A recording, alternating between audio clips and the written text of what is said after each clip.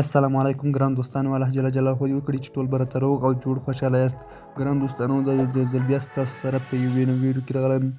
نننۍ ویډیو ملګرو دې باره کې ده چې څنګه کولی شو بغیر د کوم اپلیکیشن څخه په خپل موبایل کې تصویران او ویډیوګانې پټې کړو ملګرو. نو ملګرو دا یو ډېر زبردست او خوندوره طریقه ده او هیله لرم چې دا ویډیو تر پایه راسره وګورئ.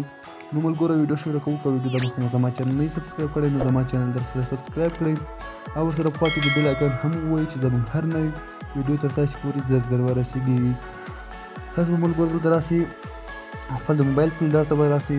دا چې کله راغلی ته ملګرو تاسو په اس ډي کارډ کې غواړئ چې ویډیوګانې کړئ پټې کړئ او که په موبایل کې غواړئ دلته زه موبایل ته راځم. دلته ملګرو دلته چې دا فولډر زه غواړم چې د هغې کړم پټې کړم ملګرو. دلته تاسو ته په هغې کې هم درښیم په مکس پلیر کې دغه فولډر دی ملګرو. دغه فولډر زه غواړم چې دغه پټ کړم. دلته به تاسو ملګرو راشئ فولډر ته. په دې فولډر کې ملګرو تاسو په فولډر باندې به ګوته ټینګه ونیسئ او دلته به تاسو پاس په درې ټکو باندې کلیک وکړئ او دلته پاس په رن نیم باندې به کلیک وکړئ. دلته ملګرو په دې سر کې به تاسو یو ټکی ورسره اضافه کړئ نو بیا په رن نیم باندې کلیک وکړئ. نو تاسو ملګرو لیدلی شئ چې زموږ هغه یو فولډر تاسو لیدلی شئ چې زموږ هغه فولډر پټ شو ملګرو. دلته راځم مکس پلیر ته. دلته هم تاسو ملګرو لیدلی شئ چې زموږ هغه فولډر نشته. نو بیرته څنګه کولی شو چې دغه را پیدا کړو ملګرو. تاسو بیا دلته راشئ ملګرو. دلته بیا په درې ټکو باندې کلیک وکړئ او دلته په لاندې به سیټینګ باندې کلیک وکړئ. دلته ملګرو تاسو لاندې راشئ په شو هیډن سیسټم فایلز باندې کلیک وکړئ.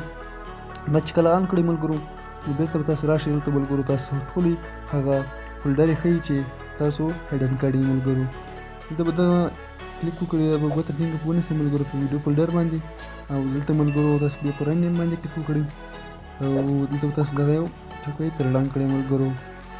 تاسو ملګرو لیدلی شئ بیرته به دلته راسئ سیټینګ ته او دغه به شو هیډن سیسټم دا به په هغه کې اپ وکړئ. دلته به راشئ ملګرو. تاسو لیدلی چې زموږ هغه فولډر بیرته را پیدا شوی دی ملګرو. نو ملګرو تاسو څخه په دې فولډر کې شیان هم نه ډیلیټ کېږي او بیرته به هغه روغ سلامت فولډر وي ملګرو. تاسو لیدلی شئ چې زموږ فولډر هغه دلته راغلی دی ملګرو. ملګرو دا د فولډر د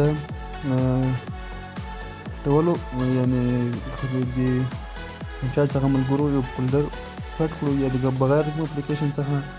نو ملګرو دا ویډیو که ویډیو مو خوښ شوې نو ویډیو درسره لایک کړئ او له خلکو سره هم شیر کړئ چې هغوی هم فایده ځینې واخلي.